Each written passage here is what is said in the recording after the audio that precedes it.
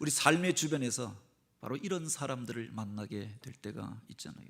도저히 이해가 되어지지 않는 행동을 하고 괴성을 지르며 파괴적인 모습으로 사람들 앞에 서는 이들, 우리가 만나게 될 때가 있습니다. 우리가 기억해야 할 것이 그 사람의 인격이 또 그 사람의 그 모습이 있어지기까지 어떤 일들이 있었다라고 하는 것을 생각해 보아야 할 것입니다. 일반적으로 그들을 가리켜서 우리가 정신분열증에 걸렸다, 요사이는 조현증이라고 이야기하더라고요. 미쳤다, 또 귀신 들렸다 이렇게 판단하고 대략 이런 사람들을 만나게 되면 피하려고 하잖아요. 그 공동체 안에서, 그 모임 안에서 이런 사람들을 격리하고 또 그 공격성을 드러내지 못하도록 그렇게 제어하는 것, 이것이 최선이라고 생각합니다. 그런데 우리가 기억해야 할 것이 그 사람의 마음이 깨어지고 그 영혼이 깨어지게 되어진 어떤 배경들이 있다라고 하는 겁니다. 지난 2월에 그 용인에서 10살 된 그 조카를 그 욕조에 마치 물고문을 하는 것처럼 그렇게 그 아이를 머리를 박고 또 학대를 하다가 죽게 만든 이런 비참한 사건이 있었습니다. 왜 그 이모 부부가 그 아이에게 그렇게 하였을까? 자기 아이도 아닌데 차라리 힘들면 돌려보내지 왜 그렇게 하였을까? 근데 며칠 전에 보니까 그 이모 부부가 무속인이었다라고 그렇게 나오는 겁니다. 그리고 그 아이가 이상 행동을 하니까 귀신을 쫓아낸다고. 그래서 처음에는 그 무슨 매를, 그것도 무슨 참나무인가 가지고 귀신을 쫓아내는 매질을 하여도 아이가 고쳐지지 않으니까 이제 물속에 집어넣어서 귀신을 완전히 떼버린다고 그렇게 하다가 그 아이를, 아직 피어보지도 못하였던 그 연약한 아이를 죽음으로 몰아갔던 거죠. 사실은 귀신이 하는 일들이 바로 이런 일들이 아닙니까? 멀쩡한 사람의 인격을 파괴하고 그래서 죽음의 자리로, 비참한 자리로 몰고 가고 씻을 수 없는 상처를 남겨놓고 서로를 향하여 미워하고 증오하고 살아가게 만드는 존재가 바로 귀신이더라. 그 아이가 만약에 이상 행동을 하게 되었다고 하면은 어떤 배경이 있었던 것 아닙니까? 부모가 서로 갈등을 하다가 이혼을 하게 되어졌습니다. 그 가운데에서 어린아이가 얼마나 상처를 받았겠는가. 부모랑 같이 살지 못하고 그 어머니가 그를 양육하지 못하고 그래서 그 언니에게 그 아이를 맡긴 겁니다. 그 아이의 이상 행동을 보면서 귀신이 들렸다고 생각하였던 거죠. 그래서 그것을 고쳐보겠다고 인간의 완력으로 겁을 주어서 그래서 귀신을 쫓아내겠다고 하다가 보다 소중한 그 생명을 상하게 하고 죽음으로 몰아가게 만들었다라고 하는 겁니다. 우리들의 삶의 자리 가운데서 이런 일들이 또 얼마나 많이 있느냐라고 하는 겁니다.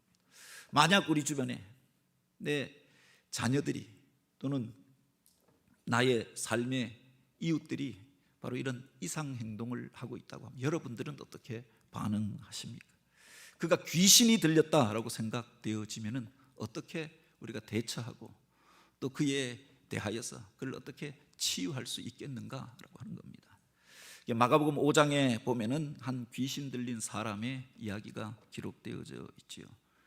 겉으로 보면 현대 의학을 통해서 진단하면 중증 정신 분열증에 걸린 조현병 환자, 다중 인격 장애를 앓고 있는 사람이었습니다. 한 사람인데 전혀 다른 인격이 그 사람을 통해서 여러 가지가 나타나게 되는 겁니다. 멀쩡한 것 같아가도 괴성을 지르고 어떤 때는 정상적으로 말이 통하는 것 같아가 그래서 정상적이지 않은 반응을 보이게 되고 공격적인 행동을 하게 되는 거죠. 그런 사람을 가리켜서 우리가 귀신에 들렸다라고 이야기하는 것 아닙니까?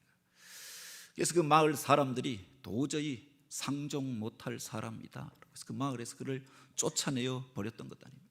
공격적인 행동을 하니까 쇠사슬로 묶고 또한 고랑을 채워서 묶어보기도 하였는데 그 알 수 없는 괴력이 솟아나와서 그 사슬을 끊어버리고 사람들을 향하여서 바로 공격적인 행동을 하게 되어졌던 거죠.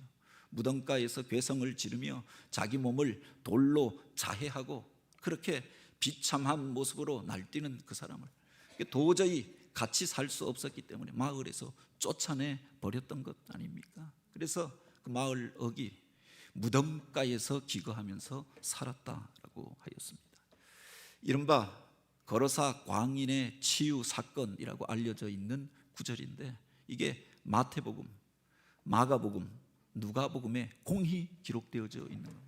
그만큼 충격적인 사건이었고 또 중요한 사건이었기 때문에 모든 제자들이 바로 이 사건에 대하여서 복음서에 기록하여 놓았던 거지요. 그가 어떤 배경으로 귀신에 들리게 되어졌는지 성경은 자세히 기록하고 있지 않습니다. 어찌 되어졌든 그의 인격과 그의 삶을 파괴하는 배후에 어둠의 세력이 있었고 귀신이 있었고 그래서 그가 바로 이와 같이 이상 행동을 벌이게 되어졌다라고 기록하고 있는 겁니다. 사람들이 감당할 수 없기 때문에 쫓아내었는데 그래서 그를 묶어서 활동하지 못하려고 하였지만 격리하려고 하였지만 격리가 되어지지 않는 사람이었는데 그에게 예수님이 찾아갔던 겁니다. 그가 예수님이 나오는 그 모습을 보면서 먼저 알고 찾아가서 바로 그 앞에서 지극히 높으신 하나님의 아들 예수여라고 부르잖아요. 아직 제자들은 그가 예수님께서 하나님의 아들인지 메시아인지 알지 못하던 때였습니다. 그 풍랑이 있는 바다를 향하여 꾸짖고 바람을 잠잠하게 하는 그것을 보면서 대체 저가 누구이기에 바람과 바다를 향하여 명령하시는가 그렇게 의문을 품게 되어졌던 때 아닙니까? 그런데 예수님이 누구신가를 그는 알고 있었다라고 하는 겁니다. 제발 나에게 상관하지 말고 그냥 지나가 주십시오 부탁을 하는 겁니다. 예수님께서 그 말을 하는 것이 그 사람이 아니라 그 속에 있는 악한 영이 행하는 것들을 알고 내가 누구냐 그의 이름을 묻게 되지요. 그가 이야기하는데 바로 나는 군대니이다. 그가 그 수가 많다라고 그렇게 이야기하는 겁니다. 하나가 아니라 수많은 상처가 있고 수많은 영이 그를 짓누르고 있었음을 이야기하는 거지요. 그런데 헬라어 원어에 보면 이 군대라고 하는 말이 무엇이라고 기록되어져 있느냐? 레기온이라고 기록되어져 있는 겁니다. 이 레기온이라고 하는 것이 로마의 그렇게 그 군대의 편제 단위를 말하는 거지요. 한 3,000명 이상의 연대 규모 이상 사단급에 이르는 그 군대를 가리켜서 레기온이라고 이야기하는데 바로 그 큰 군대를 가르치는 그 단위가 자기 안에 있다. 자기가 바로 레기온으로 인하여서 바로 이와 같이 어둠 가운데 거하게 되어졌노라라고 그가 고백하였던 겁니다. 그를 향하여 예수님께서 그 레기온에 들렸던 그 사람을 향하여 이 더러운 귀신아 그에게서 나오라라고 단호하게 명령하십니다. 그가 그 사람에게서 나와서 돼지떼에게 들어가고 그 돼지떼가 물속으로 들어가 몰사하면서 이제 그 사람이 회복되어지고 깨끗한 옷을 입고 주님 앞에 서서 하나님 나라의 말씀을 듣고 그 증인이 되어졌던 사건을 기록하고 있는 겁니다. 대체 그 사람 안에 들어가서 그를 사로잡고 그를 비참한 지경으로 이끌어갔던 그 군대 귀신의 정체가 무엇이냐라고 하는 겁니다. 무엇이 그를 그 무덤 주위로 떠나지 못하게 하였고 그곳에서 배회하며 자해하며 괴성을 지르며 그곳에 거하게 하였는가라고 하는 겁니다. 성경에 보면 구체적인 배경을 기록하고 있지 않습니다. 주님께서 어찌되었든 그를 만나기 위하여 그 거러사 지방을 찾아가셨고 그를 고치신 사건을 기록하고 있는 거지요. 사회 역사적인 배경을 보면 그 지명과 그 시대에 얽혀진 그 사건들을 통해서 그 사람이 상처 있고 또 귀신 들리게 된 배경을 우리가 추정해 볼 수 있습니다. 여기에 보면 예수님께서 대가볼리 지역에 거러사 그 지방을 찾아가셨다고 했습니다. 이 대가볼리라고 하는 것이 어떤 것이냐? 이 요단강 동편에 이 로마가 바로 팔레스틴을 정복하면서 건설하게 되어졌던 그 지역에 사람들이 살고 있었던 그 민가들을 싹 밀어버리고 그 마을을 초토화시켜 버리고 로마식으로 건설하였던 신도시가 있었는데, 이제 동방 정벌의 거점으로 삼고자 하여서 그들이 세웠던 그 로마식 신도시들이 있었는데, 그 도시들이 10개였기 때문에 데가볼리라고 불렀던 겁니다. 데카라고 하는 게 바로 10을 가리키는 말이고, 볼리라고 하는 말이 폴리스를 가리키는 말이죠. 10개의 신도시가 그곳에 있었다라고 하는 겁니다. 그 중에 하나가 거러사였는데, 이 거러사는 갈릴리를 건너가면서 이방 땅과 접하는 그 지점에 있었던 도시입니다. 이 데가볼리 지역 중에 하나였고 유대인들이 가장 많이 사는 마을이었다고 하지요. 이 로마 사람들과 유다주의자들, 민족주의자들 간의 갈등이 가장 심하였던 곳이 바로 이 거러사 지방이었다고 하죠. 실제로 유다 전장이 일어나게 되어졌을 때 이곳을 중심으로 하여서 젤로 땅의 무장 투쟁이 일어나게 되어지고, 로마의 군병들이 그들을 학살하면서 바로 그 인근의 스구도 볼리에서는 13,000명의 유대인이 학살을 당하게 됩니다. 아스글론이라고 하는 데서는 2,500명의 사람들이 죽임을 당하였다라고 하죠.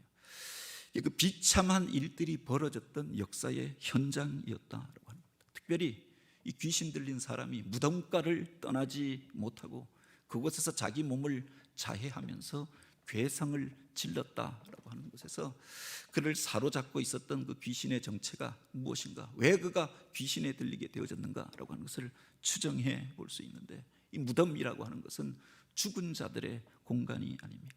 그 무덤과 그가 상처 입고 귀신 들리게 된 어떤 그 사연이 연결되어져 있을 것이다 라고 하는 것을 우리가 생각해 볼 수가 있겠지요. 사람들이 그를 제어하려고 쇠사슬로 묶고 또한 고랑에 매였지만 그를 제어할 수가 없었고, 그 고통 가운데 그가 견디지 못하여서 스스로를 자해하면서 그곳에서 그렇게 정상적이지 않는 비참한 모습으로 살게 되었다. 우리식으로 이야기하면은 그 비참한 일들을 겪고 그 상처가 너무 커서 견딜 수가 없어서 미쳐버리게 되어지고, 그 깨어진 심령 가운데 귀신이 깃들어서, 어둠의 영이 깃들어서 그를 사로잡게 되었고, 그래서 그를 죽음의 자리로 몰고 가고 있었던 거죠. 이 앞에 소개하였던 그 박화사탕이라고 하는 영화의 내용이 그렇습니다. 20대에 순수하던 한 청년이 꽃을 사랑하고 시를 좋아하던 그가 격동의 세월 속에서 그 마음이 깨어지게 되어집니다. 그래서 기차 레일이 앞으로 쭉 가면서 1997년 그 IMF를 겪었던 그 시대로 돌아갑니다. 그리고 1994년 그 어려웠던 시기를 통과하지요. 다시금 1987년 이 땅의 격동의 사건들을 보여줍니다. 그리고 1980년 광주에 그가 젊은이로 그것에 투입이 되어지죠. 그리고 예기치 못한 죽음에 관련되어지면서 마음의 상처를 안고 살아가게 되어집니다. 그래서 그 기차 레일을 따라서 과거로 가면서 순수하던 한 사람이 어떻게 그 마음이 깨어지고 인격이 파괴되어지고 비정상적인 삶을 살게 되어졌는가, 이걸 보여주는 영화인데, 우리 현대사에 그런 비참한 일들이 많이 있었잖아요. 1980년대만이 아니라 바로 일제시대 때 우리가 만든 전쟁이 아니었습니다. 일제에 의하여서 시작되어졌던 태평양 전쟁에, 대동아 전쟁에 젊은이들이 끌려가서 징용으로, 징병으로, 정신대로 끌려가서 수많은 사람들이 죽고, 살아 돌아온 이들도 그 상처를 안고 살았던 것 아닙니까? 해방이 되어졌는데 좌우의 극심한 싸움으로 형제가 형제를 향하여서 죽고 죽이는 비참한 일들이 벌어집니다. 수많은 사건들이 그 5년간 있었던 것 아닙니까? 그리고 1950년 6.25 전쟁이 터지면서 동족 상잔의 이 비참한 일들을 3년이 넘게 치르게 되어지죠. 그 속에서 상처를 입고 또 비참한 자리 가운데 거하게 되었던 이들이 얼마나 많이 있느냐라고 합니다. 그 현장에서 어떤 때는 가해자로, 어떤 때는 피해자로, 가해자라고 하여서 그가 상처가 없는 게 아니라 바로 그 악한 일들에 가담하였던 자책감들이 자기 속에 있는 것 아닙니까? 생명을 죽이고 또 죽는 자리에 머물다가 살아나왔던 것, 그것이 고통이요 상처가 아닙니까? 그런 상처를 안고 살아가는 사람들이 얼마나 많이 있느냐.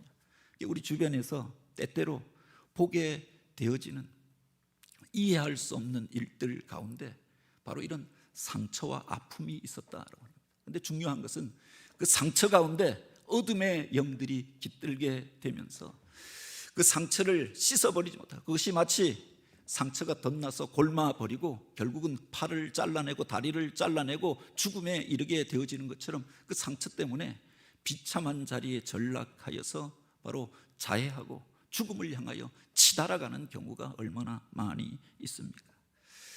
도저히 우리가 감당할 수 없는 일들 가운데 바로 그 자리에 주님께서 찾아가셨다라고 하는 거죠.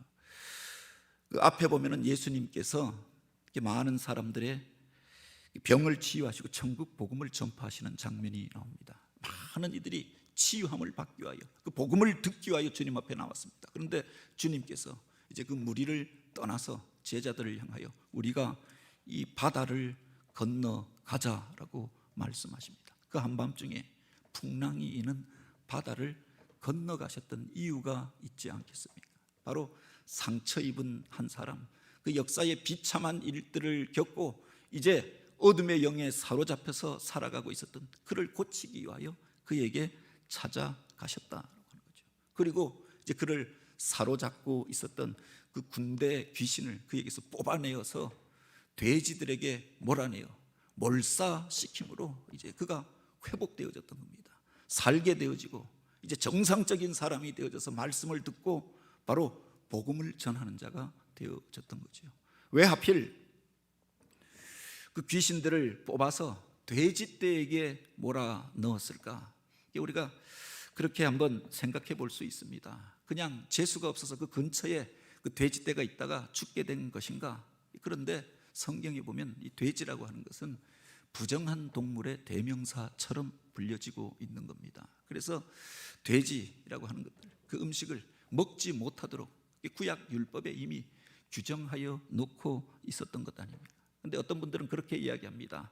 사회학적 배경을 추정하면서 이스라엘 사람들은 바로 땅을 가지지 못하고 유랑하던 바로 유목민이었습니다. 그 유목민들이 거친 땅에서 산악지대를 지나면서 메마른 광야 가운데서 기를 수 있는 동물이 어떤 동물이었느냐? 양과 염소밖에 없었다. 그래서 언제나 양과 또 그 염소는 이스라엘의 친근한 동물로 등장합니다. 반면에 돼지는 이스라엘 백성들이 기를 수 없는 동물이었다고 하는 거죠.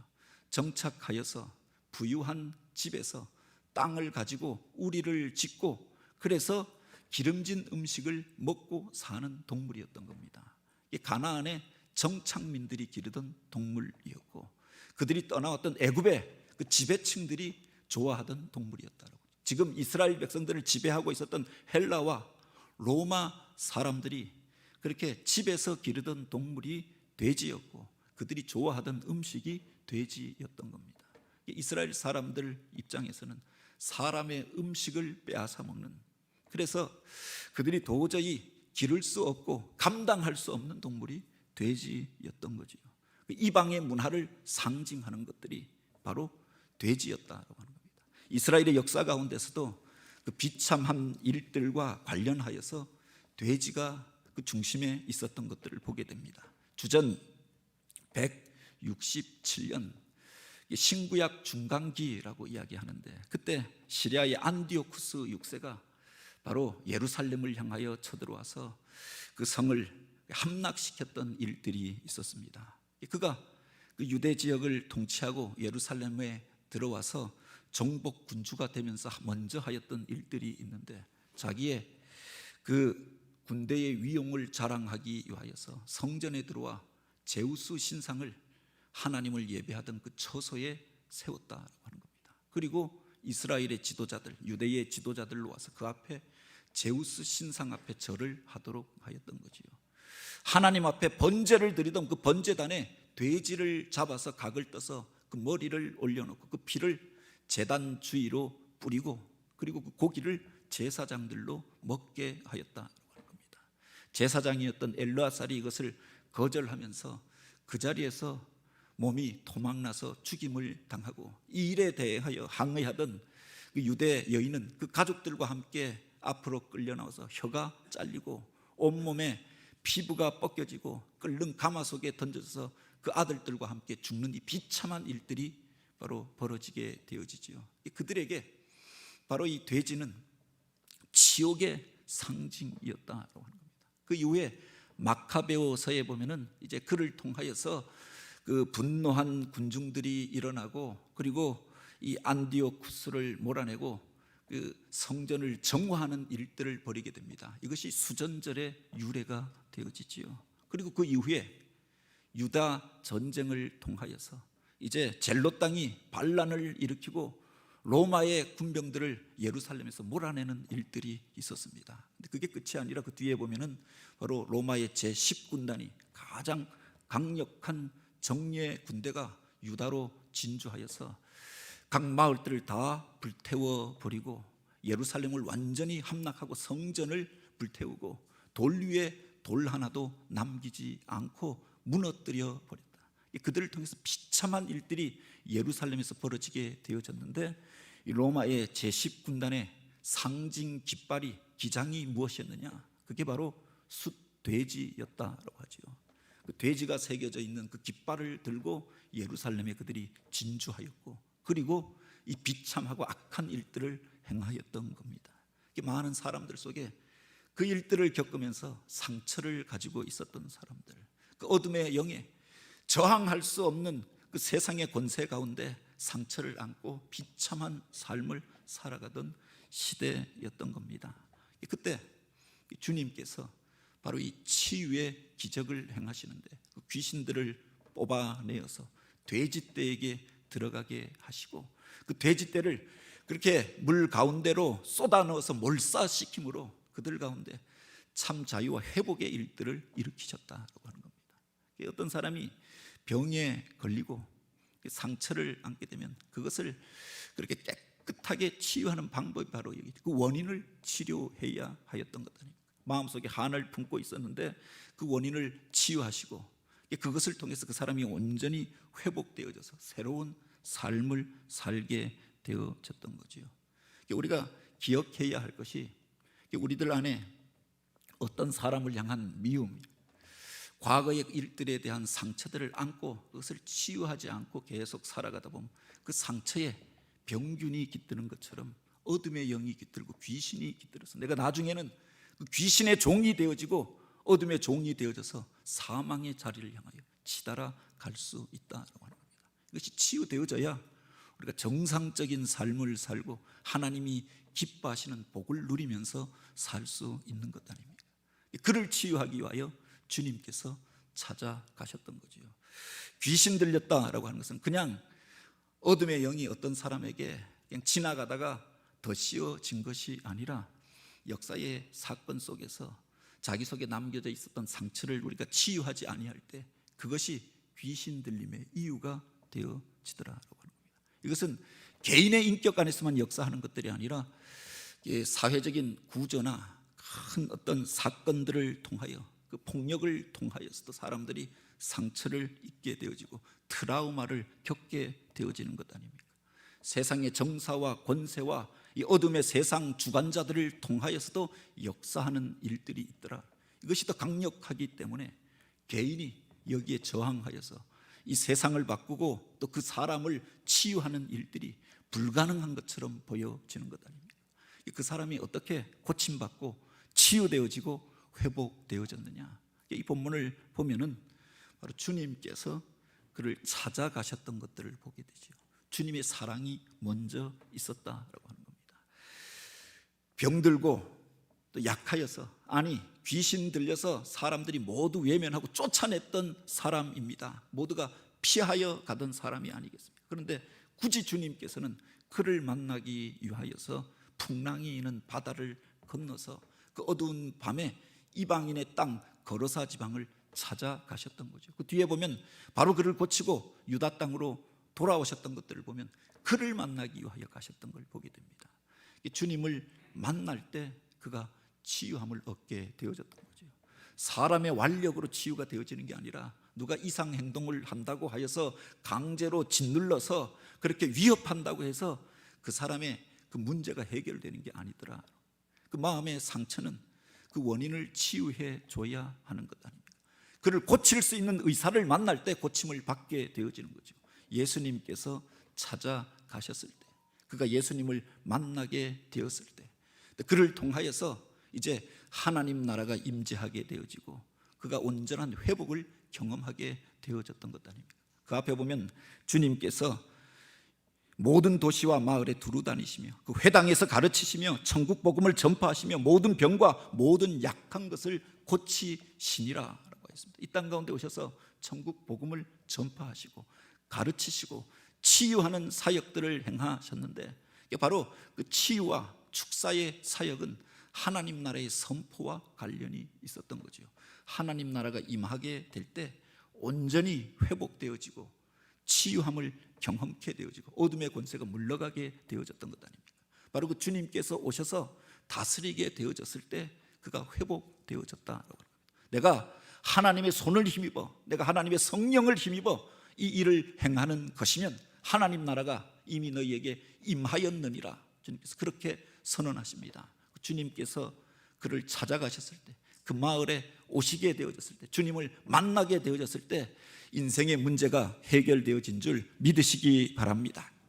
요한계시록 20장과 21장에 보면 이 땅에 메시아의 왕국이 도래하는 그 장면을 기록하고 있습니다. 그 처음이 무엇이냐? 주님께서 오셔서 이 어둠의 권세를 잡고 있었던 악한 영들을 결박하여서 무저갱에 던져버리는 겁니다. 마치 이 장면을 거르사 광인의 치유의 장면을 그대로 표현하고 있는 것처럼 보여지죠. 그리고 이제 그 주님께서 바로 모든 눈물을 그 눈에서 씻기심에 다시는 사망이나 또 애통하는 것이나 곡하는 것이나 아픈 것이 다시 있지 아니하리라. 주님이 오셔서 주님이 만나주시고 만져주실 때 바로 온전한 치유와 회복이 일어남을 말씀하였던 거죠. 누가 그를 치유할 수 있느냐?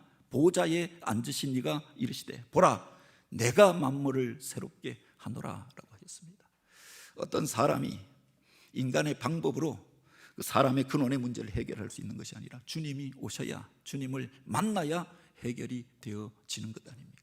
그 주님께서 그 한 사람을 고치기 위하여 그 어두운 밤 풍랑이 이는 바다를 건너서 기꺼이 찾아가 그를 만나 주시죠. 주님의 사랑이 먼저 있었고 바로 그 주님을 만남으로 인하여서 그가 치유되어지고 주님의 말씀이 임하게 되어졌을 때 그가 온전함을 입게 되어졌던 겁니다. 우리가 기억해야 할 것은 그 속에 주님께서 천하에 그 무엇보다 한 영혼을 향한 사랑이 있었음을 우리가 보게 되어지지 않습니까? 그 한 사람을 살리기 위하여서 굳이 그 바다를 건너가셨다고 하는 겁니다. 사람들은 그 사람 때문에 몰사당한 돼지들의 숫자와 값을 헤아리면서 예수님을 향하여서 그 마을을 떠나달라고 이야기합니다. 세상 사람들은 어떤 사람을 대할 때 자기와의 이해관계를 가지고 경제적인 그 이득을 따지면서 그렇게 계산을 하잖아요. 그런데 주님께서는 그 어떤 대가를 치르고서라도 그 한 사람을 살리기를 원하셨다. 그래서 이 땅 가운데 찾아오시고 그 바다를 건너가시고 수천 마리의 돼지를 희생하고라도 그를 살리셨던 주님의 모습을 보게 되지 않습니까? 사순절을 지나면서 우리를 찾아오신 주님, 그 사랑을 우리가 다시 한번 고백하고 또 그 앞에서 우리 안에 상하고 약한 것들을 내어놓아 치유함을 얻을 뿐만 아니라 이 땅 가운데 주님의 사랑이 필요한 이들이 있지 않습니까? 어둠의 권세에 매여서 또한 그 속에서 죽음의 자리를 향하여 치달아가는, 우리가 이해할 수 없는 행동을 하고 또 파괴적인 일들을 행하는 그들 가운데도 복음이 필요하고 예수 그리스도가 필요한 것 아닙니까? 주님을 만나게 함으로 또 주님을 그렇게 그 말씀이 임함으로 인하여서 그 치유와 회복이 우리들의 삶의 자리 가운데서도 나타나게 되기를 원합니다. 그를 치유하신 주님께서 부탁하신 것 단 한 가지가 있지요. 이제 집으로 돌아가 주께서 내게 어떻게 큰 일을 행하사 너를 불쌍히 여기신 것을 내 가족에게 알리라. 그가 이제 주님을 통하여서 치유함을 받았으니 주님 앞에 머물러서 그 말씀 배우고 주님 제자가 되어져서 주님 따라가면서 그렇게 살기를 원하였습니다. 그런데 주님께서 그를 향하여서 이제 집에 돌아가 내가 받았던 그 은혜를 내 가족들에게 전하여서 그들도 그 사랑을 알게 하라 부탁하시지 않았습니까?